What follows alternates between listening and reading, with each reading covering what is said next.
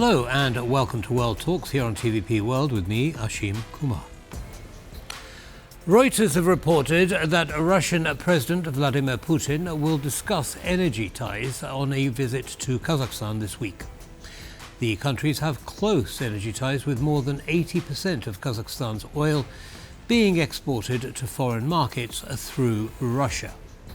The Kazakh government, however, has distanced itself from Moscow's war in Ukraine. Staying in Central Asia, Kyrgyzstan's President Zhaparov visited Federal Chancellor of Germany Olaf Scholz in Berlin on Tuesday. The president said in a statement that, quote, "We are pleased that there is now significant interest from German business in our country. We welcome the participation of German business in our economy." What are the geopolitical and economic implications of these visits? Well, to discuss that question, we're joined by Konrad Zasztowt. He's from the Faculty of Oriental Studies at the University of Warsaw. Welcome, Mr. Zasztowt. Hello. Hello. So let's start with President Putin's trip to Kazakhstan. What is it? Why and why now? Well, this is not the first his trip in recent time. Obviously, Kazakhstan is one of few countries where he can go, so he's trying to show the world that he's not isolated, that he still has international partners, and Kazakhstan is a safe place for him to go, as it recently was also Mongolia. So this kind of countries, neighbors of Russia, they have no choice. They have to simply agree for such a visit. So there is also a summit of military organization, the cooperation, the security treaty cooperation organization, and of course those economic issues are important, because obviously even though Russia's economy is weaker and weaker, but still it's an important economic partner for Kazakhstan, and the two countries are members of one organization. So this economic union, Eurasian Economic Union organization. Understood. But I mean, Kazakhstan has been talking about diverting its oil supply to another pipeline through Turkey. Could it be that Putin is a little bit concerned about that potential move? Yes, of course. So from the start of the full-scale Russian invasion, or even earlier, Kazakhstan's government was trying to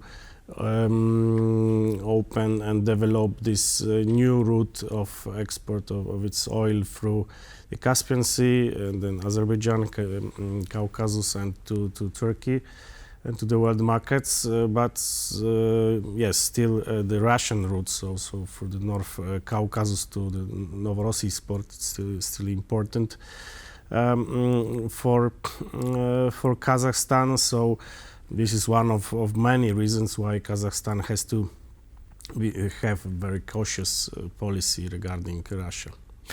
Understood, but I mean, Kazakhstan's not particularly keen on joining BRICS either. It seems to be moving more westward in its outlook. How would you characterize the tensions between the two countries? Well, this is nothing changed actually recently. This is still about some economic interest. Yes. So as I said, the two countries are part of one economic organization, Eurasian Economic Union. But so the organization, which in theory should be something like a Eurasian European Union. But in reality, this is a country which, this is the organization which members have highly protectionist policies, and they are fighting each other, blocking exports to the other countries. So this is what we saw before, and it's still the same situation. So basically, what you're saying is more of the same. The relationship between the two countries is unlikely to change in the future. there are many aspects, of course, now in the situation of war in Ukraine and sanctions on Russia. Kazakhstan is one of those countries through which goes the transit of some goods, especially these dual-use goods, which are maybe used for peaceful purposes, but also for military purposes. So this is something which is, of course, profitable for some Kazakhstani companies as well. So recently, some of them were also under the U.S. sanctions. Understood. So you don't feel that there's a trend by the Kazakh government to become more Western in its outlook, in the near future at least? It's not a trend, it's something which is stable policy since even the previous President Nazarbayev rule. So it was always called the multi-vector policy, so opening at the same time to the West, to Russia, to China, also to the Islamic world. But what can we say for sure in recent decades, China is becoming more and more important.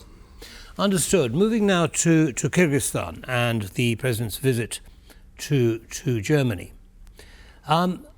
Tell us what you make of that in general, and then we'll get down to some specifics.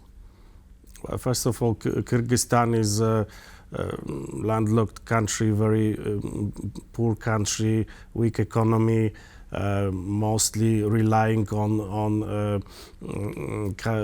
Kyrgyzstan. I mean, Kyrgyzstan has a really poor economy, mostly relying on Kyrgyzstani workers going abroad. So previously it was mostly Russia, the goal of this Gastarbeiters, but now it's becoming more and more the European Union countries. So obviously for President Zhaparov, cooperation with European countries, of course with the biggest economy of the European Union, with Germany, it's important. Of course, Kyrgyzstan is also waiting for some programs, some support to solve many of the Kyrgyzstan's problems, including the ecological problems like melting of the glaciers, and so here Germany is offering some support. To what extent it's serious, I'm not sure. But what we should also notice that Kyrgyzstan this year signed the enhanced partnership and cooperation agreement with the European Union. So yes, so the European Union is still a kind of important player in the region. Understood. Now, there seems to be.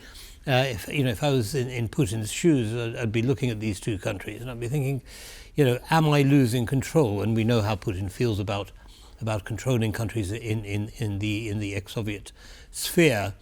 Does he have that same worry with Kyrgyzstan? I mean, if German companies and other European companies start investing there, the influence increases there. Is there a risk to Putin? Yes, but this risk is coming mostly from the side of China, because China is virtually buying everything in this country. So it's the most important investor, and Kyrgyzstan's debt to China is huge already.